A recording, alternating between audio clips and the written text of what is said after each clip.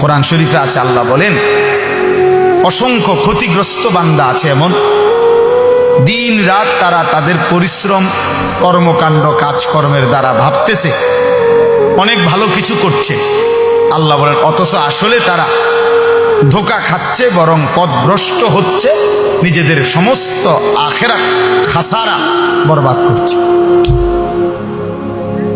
বরবাদ করতেছে।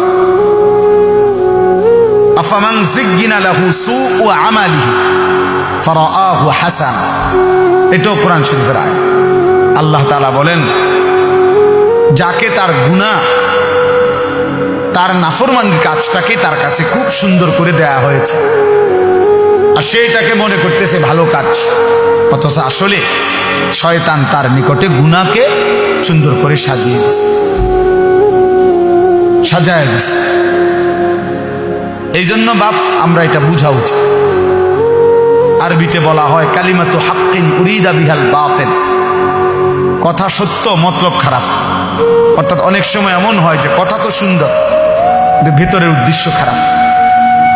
এই জন্য অনেক কিছু তো আমাদের কাছে মনে হয় এটা করলে খুব সুন্দর হবে, কিন্তু এর দ্বারা উদ্দেশ্য ভিন্ন।